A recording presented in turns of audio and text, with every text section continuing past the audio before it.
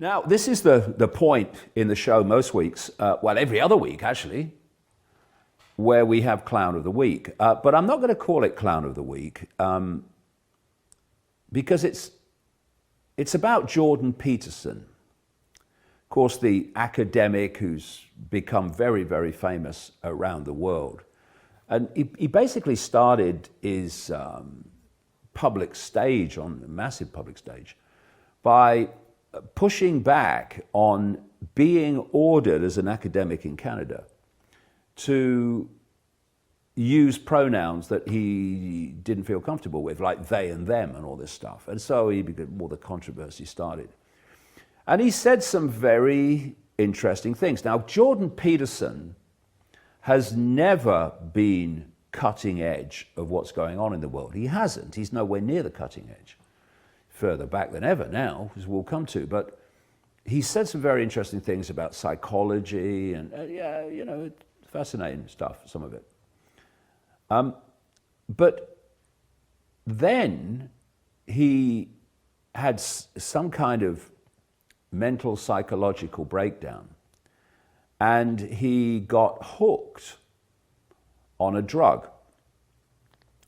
And so hooked that he went to Russia to be put in a medically induced, better word, a medically induced coma to try to break the addiction. And all I can say is that the Jordan Peterson of old doesn't appear to be the Jordan Peterson of today. And he's joined an operation called the Daily Wire. Some of the stuff they do is good, to be applauded. But there's a guy that works at the Daily Wire called Ben Shapiro. He was the guy I mentioned maybe a couple of weeks ago in the Dot Connector show, who was complaining that he'd been lied to by Pfizer and the government and Fauci about the nature of the fake vaccine, and that he'd had it as a result of being lied to, and so had his wife, when he's supposed to be an alternative journalist. Well, you're supposed to investigate the lies, not just accept them and then complain later that you've been jabbed for no reason. So anyway, Shapiro's problem is that, in my view anyway, is that he's an ultra-Zionist Israel firster, obsessed with it. And in this business of investigating what's going on in the world, you absolutely have to have an open mind, and you have to have no-go areas where you won't explore, looking for truth.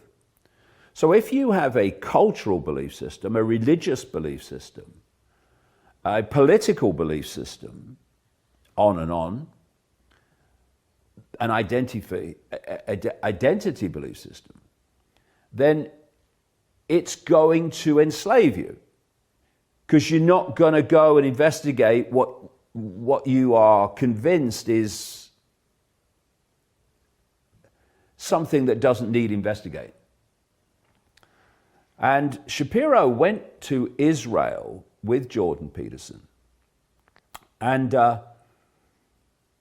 he was given the tour, what I call the program, the version of history that's not true.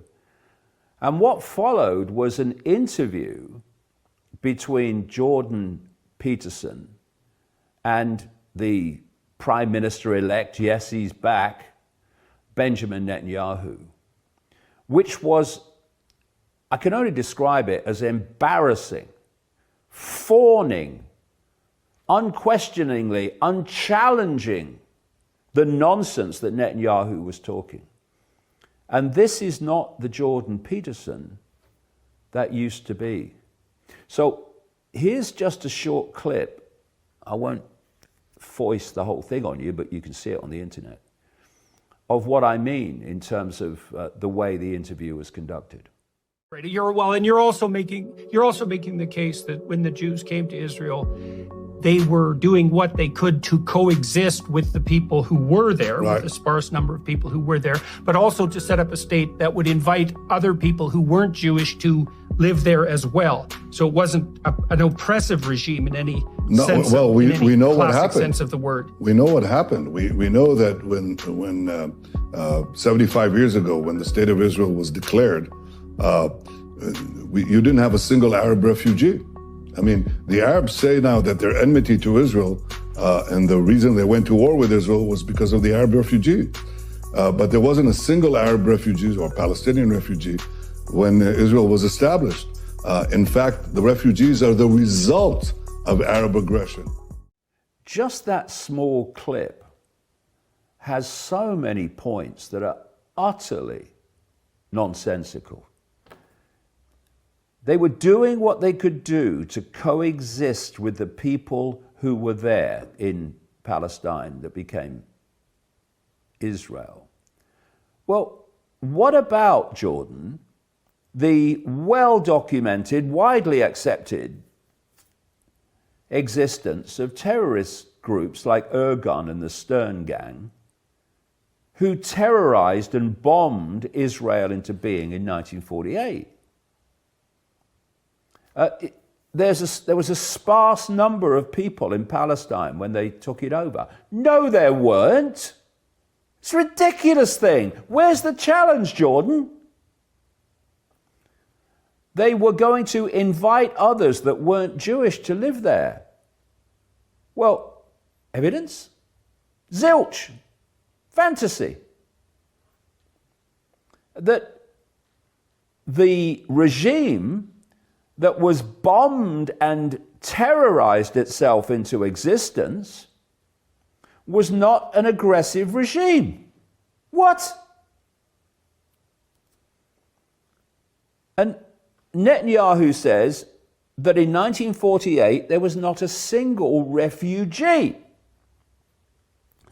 750,000 fled the land, Arabs, in terror because of Irgun, Stern Gang and others. And according to the UN, those refugees and their successors now number 5 million people. And unfortunately, this is why I'm not calling it Clown of the Week. If I had done, it would have been Hancock. It's because I find it so sad that someone who was forthright and had so many things to say has now become so subdued and establishment in his thinking. Sad. But some of us will never fall for it. We will not fall for it. And I'll be back on January the 7th with more proof of that. Have a great Christmas. Don't forget, please, the Albion films, Christmas Eve and New Year's Eve. I think you'll find them very, very interesting. And I'll see you on the dot connector, not in other aspects of Iconic, I'm sure, on January the 7th. Have a good one.